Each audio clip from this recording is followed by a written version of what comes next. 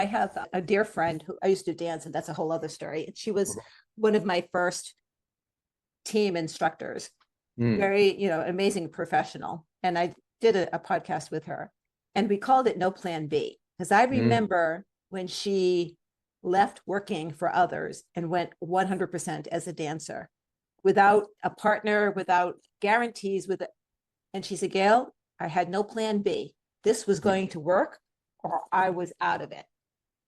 That is a very powerful place to come from.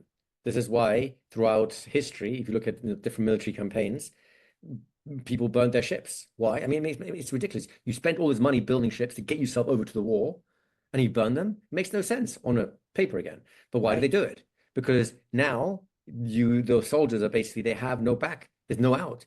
If the battle's going poorly, you have no ships to retreat to get away. So basically, you win or you die. That's very motivating, right? But it's also very scary. The fact that it's scary is what makes it motivating. And that's why a lot of people don't want to do that. And of course, there's a balancing act. There's times for it and times for it to not happen. But there is there is some thinking and planning. And for sure there is. You don't want to go into blind. Some common sense. Yeah. I have a dear friend who has a business called Burn the Boats. There you go. He and his wife have done that. They've burnt everything, went into a camper, traveled around the country to figure out, and now they've landed as, okay, this is what we want to do. But they had to burn the boats first. Yes. Yep. Get rid of the temptation, the addiction to, well, this is known, this is safe. I can do something with this, because you're constantly being sucked back into the old rather than focusing and putting all your attention on the new, on the innovation, right? Like the old saying goes, necessity is the mother of invention. So when there's no plan B, you've got to make plan A work. You're going to get much more creative around how do I tweak plan A to actually fit reality so it works. And focus. So how did you decide to go from a lawyer, very left brain, if you will, to not a lawyer, very right brain, if you will? And by the way, I don't believe there's a two. No, I get it. It's a useful. Well, there's a lot of truth to it. And of course, it's an oversimplification at the same time. Of course. Right? We're using both hemispheres of our brain consistently, but there is definitely specialization going on in each hemisphere. At the very least, a good metaphor, right? And I totally agree with you on that. So the answer is, it was a slightly bigger journey in the sense that I really had some exposure to hypnosis before. A cousin of mine had, I met him at my great uncle's 75th birthday, like a big family reunion. And he was telling me about a self-hypnosis system he'd learned that really helped him out through a whole bunch of tough times, including some drug addiction issues that he cleared up with it. And I was blown away. I thought this sounded so amazing. I learned the same method as him, and that gave me my first taste of hypnosis. But my mind was still focused on law and passing law school and all the rest of it. So using self-hypnosis initially to help me with my studies, with my exams and so on, right? Fantastic, no problem with that. And as far as I'm concerned, there was my ace in the hole to get my career, and I was going to be partner and all the rest of it.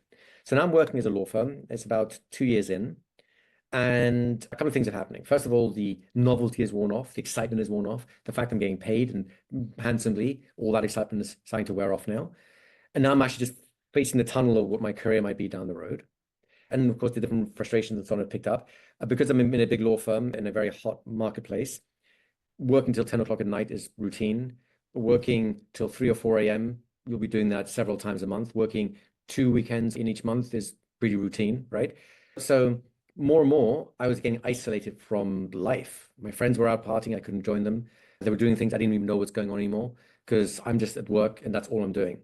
Right. And after a while, that got so, I'm not gonna say oppressive, but so frustrating, so empty, so there's nothing really happening. I wanted something that was completely unrelated to law, so I could actually have an experience outside of that. It's just different. And that's when I started thinking about hypnosis again and the experiences I had with it, and I really enjoyed it and so on. So initially I signed up for like a weekend, like a year-long course that was done on weekends, just to give me something to look forward to that had nothing to do with law, right? And I enjoyed that immensely. But then halfway through that, well, actually about 3/4 of the way through that, I noticed something really interesting. Come Monday mornings, the way I would motivate myself to get to work is with something, some variation of the phrase, don't worry, in 5 days, the weekend will come and then, you can just have some fun again, right?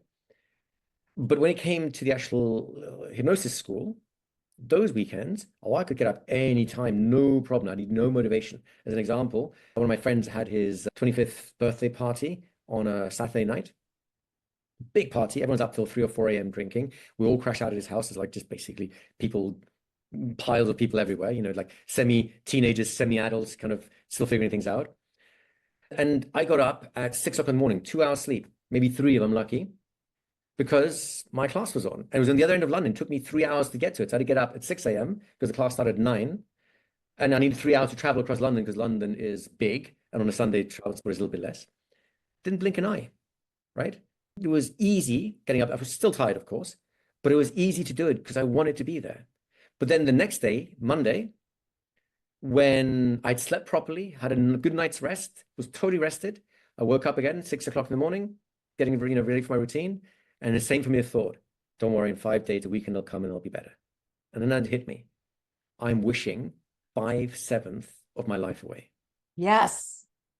And how many people live for the weekend? Right? Oh, yes. What if I could be as excited for Monday mornings as I am for the Saturday and Sunday mornings? Why can't I have that?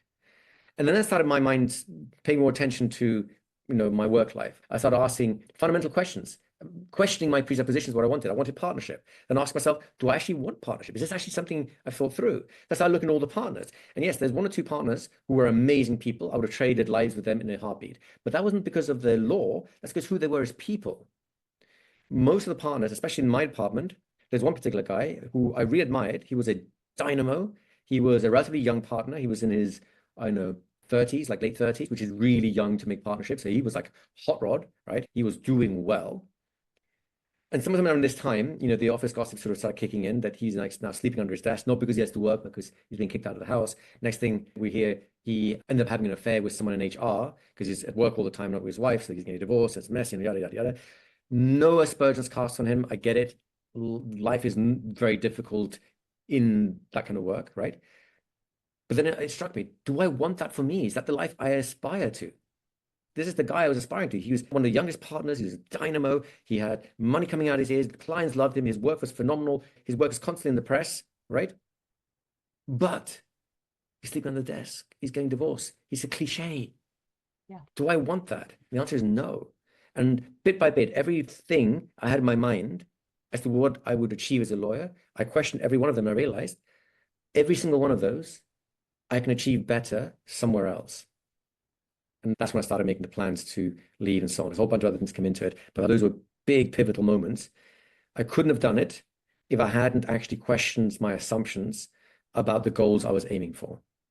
I have a distinction that really helps me, and that came from this moment, but I use with my clients as well.